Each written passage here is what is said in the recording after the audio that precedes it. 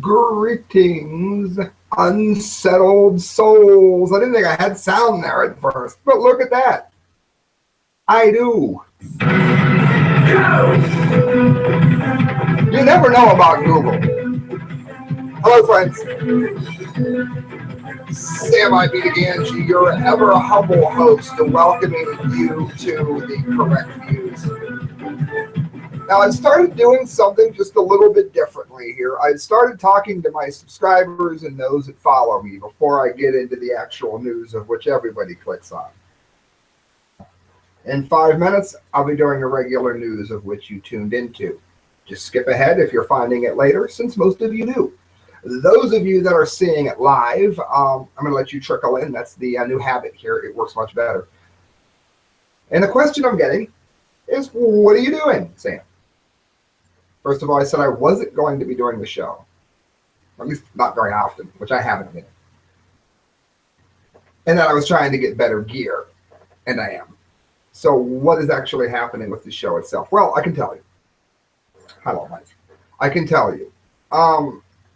Another organization has shown interest in possibly using yours truly to do news updates, podcasts, and video, audio, things of that nature. One of the things we were working on was the set that you guys really like the Fay Ray King Kong autograph, the greatest orator ever, like Aristotle, Plato. I got Zach Wilde, I got Star Wars, I've got the Alien, I've got the Hillary Clinton robot. For all of those people on the left, the robots, yes, they are represented. The great Zach Wilde behind me, painted by downtown artist, amazing work. So they didn't want that. They wanted a standard American flag set. So what I did was moved the entire set that you're looking at now, including the lights, over. So if you see a big American flag behind me, it probably means that I'm working with someone else, and it's going to be a bit more toned down than this is. I won't be spending the first 5 minutes talking to my subscribers while people trickle in, for instance. Hello, Jason. But Jason, when are you going to start? I'm starting. People trickling in, and you missed what I was talking about. All right, all jokes aside, here's what we're doing. We're going to be doing shows based on when you share them, based on when you ask for them. The idea that I'm going to do shows twice a week with really crappy gear is pointless, unless you decide that you like what I'm talking about, which you do. Many of you do, like Jason. You care about what I say. You care about what I do, the truth that I bring. So if you like the shows that I give you, please make sure you share what I put up. Hit subscribe. Help us to get further, because my show, The Correct Views, the one you're watching now, has applied for a number of grants, and I don't know what's going to come through with those. We're seeing interest from other people outside, obviously with the flag set of the show. There could be some really good things in our future. That depends on you guys that are watching, making sure that other people that don't know what we're doing here yet are part of the show, that they're part of sharing it, that they're part of sending articles to it, and that they're part of having an enjoyment with it. Lastly, I'm going to be on, of course, The Media Speaks, most likely tomorrow at 2 p.m. I am going to go to church. I haven't been in a year. It's probably going to fall in once I get there. But I'll be going to see Brother Dave, even though he is a slightly different version of a Christian than I am. The Easter Sunday message is just that. And we're going to be talking about a lot of things concerning Easter on this show. With the last 30 seconds I have before I do get into my show, I'd like to remind you that this is supported by you. The Correct Views at hotmail.com.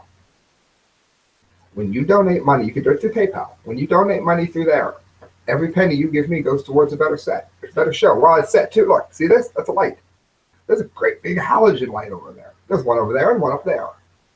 It all costs money, friends, and it's all paid for by you. And if you can't do that, pray good things for us. Go to sleep imagining how you'd feel if you saw me on here with a brand new camera, with all kinds of graphics and all kinds of the things I'd like to give to you. Go to sleep at night dwelling on that, and let's see if you can't make it happen.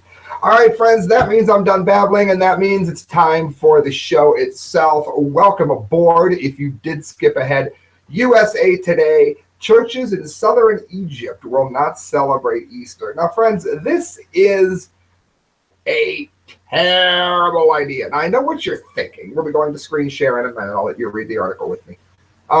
This is a terrible idea. Now, that doesn't mean that I think Granny needs to go in her walker, risking her life to be at a prayer ceremony or something like it. You know, I understand that I'm not inhuman. But if history has taught us nothing at all, it has taught us that capitulation is not the answer. And I talked about this at the Conservative Daily Post. The only thing that capitulation got the Jews were butchered. Okay, I'm trying to get to my history here. It was butchered. That's all they got. They got unbelievably, terribly butchered.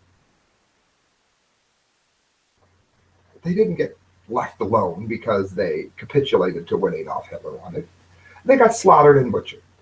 So maybe it is time. I understand. I'm going to get Christian hatred on this one. There's going to be people that say you can't have weapons in a church. Well, you know what? If the alternative is to allow yourself to be run over, the Bible says to turn the other cheek. That it does. But see, the Bible also says that the body is a temple, does it not? Should not the temple of God be protected? Well, if you are a temple, then you deserve protection. Now, for those of you that want a somewhat less metaphysical reading of this, I can do that as well. Actual temple, the brick and mortar temple, also deserves to be protected, does it not? So maybe it would be time to consider the possibility of arming people around the church. I'm looking for the Palm Sunday video bombing here, but you can see how slow my internet is going. But if I can find it, I will definitely play it. It's only like 37 seconds long. A piece of human filth takes a bomb, and I have it here, places it to go off and kill it. Watch the video first. We'll do it this way. Sure. Okay, now this is what happened. They placed him, it looks like he's holding a child right there. I believe that's a child. I'm not sure. It doesn't really matter. A warning, this does get very graphic. Look at this. Okay, I'm sorry. The answer to this is not capitulation. The answer to this is not roll over and consider yourself dead and capitulate to the enemy of Christ. Nowhere in the Bible does it say stop Christian worship, capitulate to the devil. I think this is going to be worse, okay, friends? I don't think that this is going to save lives or help anyone. We're going to go on with it. Oh, I hate when the sites do this. Because of that particular bombing, what they're trying to do now is speculate whether or not they should be able to have any of these kinds of worship services at all. Forget the USA Today. There's too many pop-ups. We'll go to Town Hall. Egypt's Coptic Christians cancel Easter celebrations after Palm Sunday bombings. Churches in southern Egypt have canceled Easter Sunday celebrations in order to mourn the victims of dual suicide attacks on Palm Sunday. Dozens of worshipers were killed. Well, let me tell you what, friends. If I'm ever killed for my beliefs, if you want to stand up for me, you can go to church. If you don't believe in God, you can still go to church. If you absolutely won't go into a church, then pick the most public place that you can go in. And, I don't know, draw a keyboard tattoo on your arm. Do whatever you want to do. Do something in a public place that says, we will not be shoved around or pushed around by anyone. That's how you would honor me. I don't think that this is honoring Christ nor the victims to do this. This is saying that if you kill enough of us, then we'll quit going to church. And soon they'll just rip the churches down. Christians in the region, there'll be a crescent on top. Christians in the region have been under attack by ISIS in recent years, suffering more than 40 attacks. According to the State Department, ISIS is waging a genocide on Christians throughout the Middle East and Africa. Now, we know that this is true. This isn't something that has come out of nowhere, that, oh, it looks like Christians could possibly be attacked in the Middle East. These have been some of the bravest people ever. The trouble isn't Christianity. The trouble is radical Islam. Alex Jones mentioned that in India, Hindus get along with Christians, but Muslims do not. One of the sources that I use for my articles, Dr. Adebe, I may be pronouncing it wrong. I've never met her in person. I've talked to her on the phone. She is Islamic. And she says that these people that we are seeing that are blowing people up and refusing to let people practice their religion, that's not in the Quran. That's a misrepresentation of it. And let's face it, us Christians do the same thing. You know we do. You know we do. Us Christians will say that the Coptics should turn the other cheek, while we don't look at body as a temple. Do you want to know another way that we do it? I can tell you. Let's say that you and your wife are walking down the street, and someone tries to hurt her, harm her, attack her, rape her, whatever. Now, for those of you not married, your mother, your sister, your aunt, whoever you love. Now, the Bible says that you are supposed to turn the other cheek. The Bible also says, the earlier after that I mentioned, the body is a temple.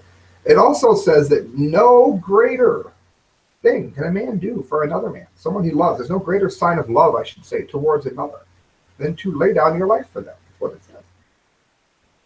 It says that you are to help people who are in need of help. If you see a need as a Christian, you are to meet that need. Is that what's happening when you have double-mindedness that allows you to say, well, because evil people blew up Christians on Palm Sunday, then perhaps Christians need to stop worshiping what they know to be true? I don't think that's the message we want to send, but may God bless the families of those people who are mourning. This has to be beyond horror. And that brings us, friends, to the DUMBDEE of the day. What is the DUMBDEE of the day? It is when you get to see the dumbest story I've found leading up to the Dunce Cap of the month.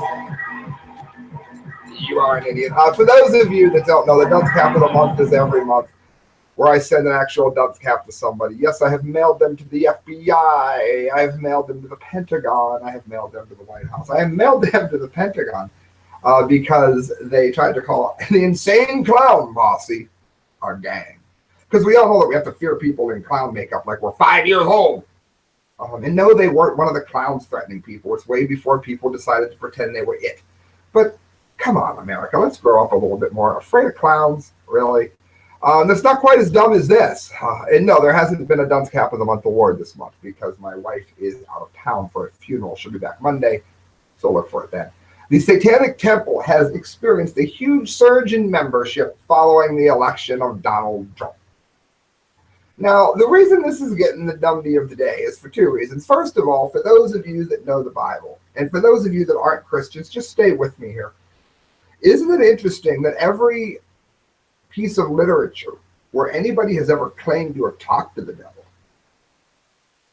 devil never makes you better or more well off. What do I mean by that? Let's say, we all know he took Christ to the pinnacle and said, the whole world I will give you, yada, yada, if you worship me. That's not what it tends to say to man. We talk about the book of Job. Now, historically, we know that Job lived. And I'll get to this for you non-Christians in a minute. But for you Christians, Job, when God said to the devil, you can do whatever you wish to do to Job. What they chose to do, what the devil chose to do, was destroy his business, his family, his health, his wealth, his friends, and his happiness. Isn't it just a little bit strange here that when the devil had the chance to do anything, wouldn't you think, since, of course, clearly by what he offered Jesus, the Bible says that the devil can give you things. Isn't it odd that he didn't try to make Job great when he actually allowed to do what he most genuinely wanted to do? He destroyed Job. Now, for non-Christians who say, I don't believe in that, that's in the Bible, why should I still be listening to you? I'm going to click away. Please don't, and I'll tell you why. There's something inside of a person where they know that certain things are right or wrong no matter what. Now, for some people, there's some gray area there. But for the major heap of people, regardless of how evil they don't rape their daughters. They don't sacrifice their mothers or fathers. They don't go around hurting and harming people for no reason at all. Usually. Yeah, I mean, psychopaths. We've had nutcases throughout history. We always will. Those people are sick in the head or possessed or whatever you want to say they are. But the point is, they're not normal, healthy people. Even normal, healthy people who would spit on the name of Christianity and spit on me for talking about it probably don't go around hurting other people on a regular basis. Even thugs in gang culture, they tend to go after people for the good of the profit. And while that is incredibly evil, which most of us know, it is not without reason. So why is it that evil, even to people that would not use the same connotations to the word that Christians would, why is evil always on the no side of what you know to be right? If you don't believe this, then go and find the person that you most love in the world as you're listening to this, and imagine taking from them what they love the most for no reason, just to watch them cry. No, just saying it sets something off in you, didn't. Okay. Why is it everything that is evil pushes us towards that side and never towards the other side, which we would call good as Christians, but as non-Christians would simply call not bad?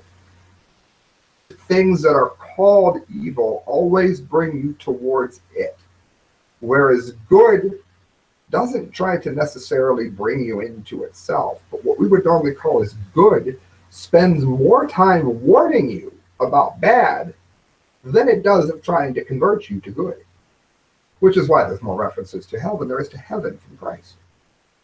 All of that ties us into this. If you are against Donald Trump, that is fine. Fine. But joining the Church of Satan because he is a Christian is just stupid. I'm sorry, it's just stupid. It's like these people who, when they are, what would be a good way to put this? All right, I'll go to one of my own sins. I'll go to something I do all the time. That's why I don't have a phone right now. I got angry at somebody. My anger was completely justified. I was not unjust in my anger whatsoever. However, I threw the phone and it broke. Surprise. That'd be like me no longer buying a cell phone because I think the maker made a fragile phone. I don't like Donald Trump, and since he's a Christian, I'm going to become a Satanist. That's like saying because you don't like me and I have long hair, that you're going to shave your head off and paint a pink peacock on it so that it can be tattooed on Monday morning once Easter is done. Why? You did that because you hated Sam. Or you hate Donald Trump and he's got a beautiful wife. So to get back at Donald Trump, you're going to go out with a fat chick. You're going to go out with somebody you don't even think's attractive. No offense to fat chicks. I'm a fat dude. Welcome aboard. We're not politically correct here. Insult at will. Fire away. You picked the fat chick. You didn't want to, but you did it to spite Trump. So you joined the Church of Satan and you have a fat girlfriend. That does not affect Trump. What does affect Trump is if you went out there and tried to find a Democrat that wasn't a criminal, and they might be able to beat him in the ballot box. Unlike Hillary Clinton, who needed the illegal vote and dead vote to be able to pull that off. So here is the story that I'm going to get to before I get off of here. The election of Donald Trump has been the best thing that ever happened to the Satanic Temple. Founded in 2013, this is from the end of the American Dream, this relatively new organization now boasts chapters all over the country. And over the past couple of months, it has experienced a surge in membership. Recently, the LA chapter had a live bloodletting ritual. All right, Lord. It officially became a church in 2013. But the Church of Satan was founded, at least in its current incarnation, by Anton LaVey in the late 60s, I want to say mid-60s, and it was in California. It's what the song Hotel California warns people about. The song is a warning against Satanism, in case you don't know that. They stabbed it with their steely knives. Just can't kill the beast. You can leave anytime you want. You can never leave. The ritual, the hotel had it. Yeah, it makes sense now, doesn't it? It's been around for a very long time. And Satanism has been around even longer than that. And we find a lot of new practitioners. John Podesta, for one, with his spirit cleansing. That's all Satan worship. It's just doctored under a new flowery language for a modern generation. It says the Satanic Temple is not officially aligned to the Democratic Party, but without a doubt, the organization is extremely opposed to everything Donald Trump has and that he says he stands for. The following is from LA Weekly. While the Satanic Temple doesn't align itself with any political parties, campaigns, or candidates, the organization's goals are in staunch opposition to the Trump administration's crackdown on reproductive health, freedom of the press, and transgender rights. All right, now let us break this down. This is why you tune into the show. Let us break this down. Against reproductive health? He's not against reproductive health. Abortion, according to the Constitution, is a states' rights matter. Why? Because abortion isn't listed in the Constitution as one of the tenets that are covered by the Constitution. The Constitution say that we are to do about each and everything that is not in the Constitution. It's a states' right issue. Therefore, it is not up to Donald Trump to prove or disprove whether or not you can have an abortion. It is not his job. He is for the federal government. Freedom of the press. Freedom of the press? Donald Trump has opened up bloggers and people that have never had a voice and given them one.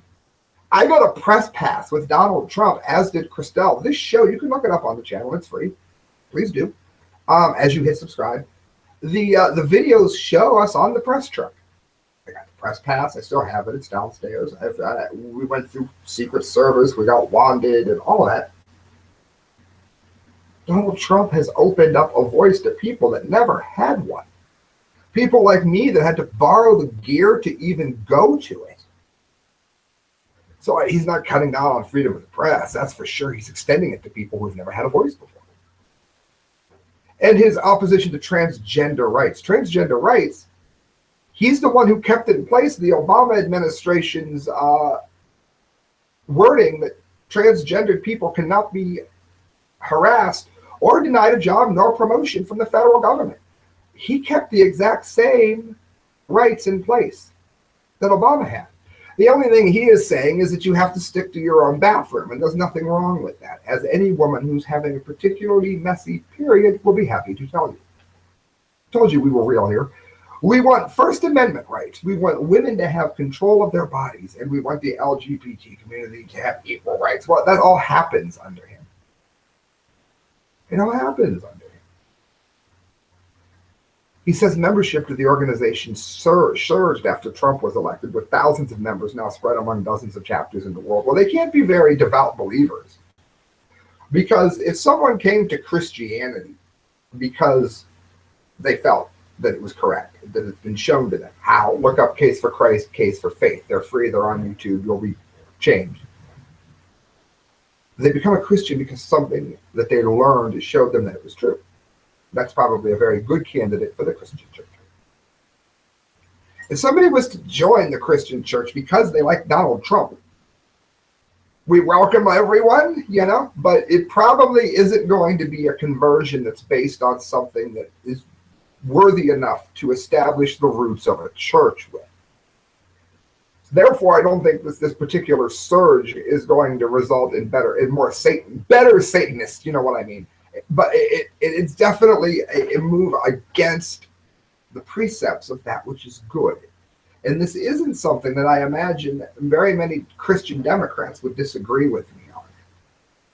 Another article that I found, he writes, had some of the specific details prior to the election. The Satanic Temple had about 50,000 members.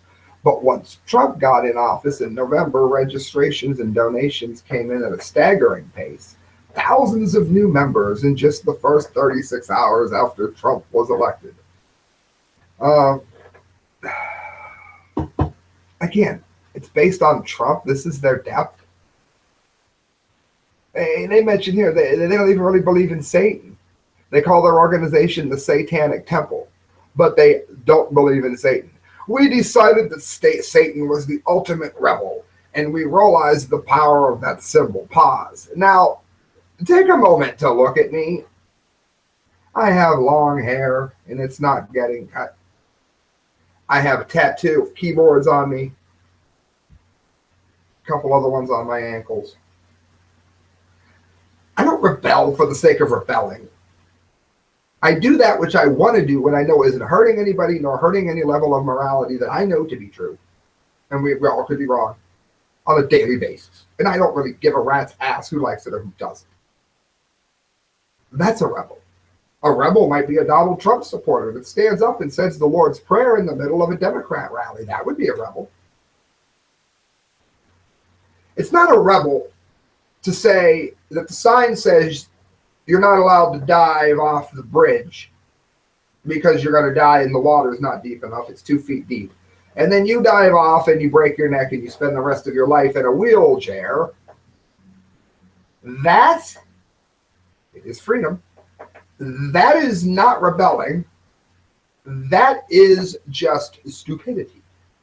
Therefore, by embracing Satanism in order to rebel against Trump, all one is doing is opening themselves up for misery on top of the misery that they already know, which they call Donald Trump. So now Satan is going to bring them misery. That belief system is going to bring them misery through it as much as Donald Trump did. You see how they're not getting anywhere here? William Morrison, the co-founder, doesn't seem to think so. He's the co-founder of Satanic Church's LA chapter. He acknowledges that while the group's allegiance to Satan may give the wrong impression, it has also garnered them an outpouring of international media attention. So now it's about whether or not you can become a mega church, right? It's not about your religion. Now it's just, can you get a bigger church than Chuck Swindoll or Alistair Begg? That's your push. That's your goal. Because you probably won't be a better teacher since you're not grounded in anything other than a hatred of Trump. There's no doubt that Satan and his minions do exist, and once in a while they even pop into our news stories. And of course, we're talking about the Florida college student who was accused of randomly killing people in their garage and chewing on their dead man's face. Told the television psychologist Phil McGraw that he was fleeing from a demon-like figure named Daniel and only had a brave recollection of the slayings. He said the devil is talking to you, and he described a dark figure called Daniel. Now look, who knows? Who knows if he wasn't schizophrenic? Who knows? I've got many more viewers coming in. Hello there. I'm not quite done yet. Welcome aboard. I love you. Hit subscribe, hit share. This is bigger than that because we don't know if he's nuts. We don't know if he was possessed. It could be whatever. But even if it was just a complete medical breakdown and had no ties to Satanism, the Church of Satan is bringing people in who are unstable enough that may tend to act out in this way for this very reason. So it's not necessarily a good move, even if you're an atheist. And it says here, if you have any doubt about the demonic, take two. Any doubt that the demonic exists in our society today, just read the entire article. He posts it. You can get it there. It's can you see it? Screenshot it. You know where it is. Okay, good. You got it. All the way to the end, after reading an article like that, it becomes much easier to understand why I'm constantly warning about the judgment that is coming to America. Our world is changing at an extraordinary pace. For example, did you know that approximately 41% of all Protestant Christians in the entire world live in Africa? By 2050, it is being projected that that the number could rise to 53%. Oh, well, isn't that interesting how that ties into the very beginning of our show, friends? Well, what did we just learn after all? Egypt, parts of Africa, not being allowed to, well, choosing not to have Easter services. Isn't it weird that our controllers are going after the very largest group of Christians in the world? Hello, non-Christians. Welcome aboard. I'm a Christian. We're not going to fight here. Welcome aboard. Isn't it strange that you're going after Christians using the Muslim religion to behead people? Those who embrace Satanists might say, that's great. Yeah, let's behead them. But the large group of people who are even non-Christian are going to realize that there's a problem with this when they're actually forced to stop and look at it. And if you're new, if you just tuned in, go back. This all ties together, and I promise you it'll send shivers down your spine. Give it the time, not because I'm good, but because the information is great. It's not about me. Years ago, I met some missionaries that had come from Africa to reach out to the U.S. with the gospel. At that time, I thought that was quite strange, but I don't think it's strange anymore. Just like most of Europe, then the United States is rapidly becoming a post-Christian nation. Each succeeding generation is becoming less conservative and less Christian, and at this point, the values, it says, of most millennials are much out in line with the Satanic Temple. And the Satanic Temple is exploding in our population as the culture is dying. Now, before you think you've tuned into some holy roller here, you have not, okay? I've been known to partake of marijuana. I've been known to have consensual fun with my wife and I and maybe another person. Something else that won't be admitted on the other show. Not about hurting anyone. I mean, King David had a lot of people he had sex with. God didn't care until he killed Uriah. So I don't necessarily think it's a sin. I'm not telling you to do it. Point is, there is a right and a wrong, even for people who are not Christian. And I'm basically in this message, as I close out here, asking everyone to really look at the news and really ask yourself, regardless of what religion you have or do not have, whether or not you think the current explosion that we are seeing in the culture that promotes evil is something that is taking us in the direction that you want to go, especially the non-Christian. You already know the answer to Christians. You non-Christians. Is this taking you in a direction that you want to go, them pushing the anti-Christian agenda? Because America flourished when the Christian agenda was promoted. Those of you who hate God and love money, the amount of, when the IRS brought in, came into existence, we got taken off the gold standard. And starting at the time that all began, America has lost 99% of the purchasing power of the dollar. That means when adjusted for inflation, a penny is worth $1 when they are done. Even by today's standards, you would simply adjust it. We're told that our rulers are going to be the greediest that take from all. You don't have to believe in the Bible to see that it's happening right in front of you, do you? Unless you're watching this on much better gear than I own. I don't know how many people watching this think that their life is going in the direction that they want it to based on the agenda that's being pushed into the country, whether they're Christian or not. I'm a libertarian. I love them. I love horror movies, okay? Chest burster, aliens coming out, blood in all directions. Love it. It's fiction. I don't mind fiction being pushed. But when it becomes more than that, I think even the non-Christian would be very, very wise to heed the warnings given. Good night, friends. God bless. Thank you for listening. Please donate. You can do so at thecorrectviews@hotmail.com. Every penny that you give to me goes towards a better show. And I mean that, and thank you for tuning in. If you want to say hi to me tomorrow, I'll be at Brother Dave's, 10:15 in the morning. Probably looking very sleepy. Bye, guys. Happy Easter. Happy Resurrection Day. I wanted to get to that. I almost forgot. When was Christ born? I'm going to say I didn't get to it. Some people believe that he was crucified on Wednesday, and he was in the ground because in the tomb because they say that he was in for 3 full days. A full day was evening to dawn in the Bible. Wednesday, Thursday, Friday. That would mean he rose on Saturday, which is the historic Sabbath.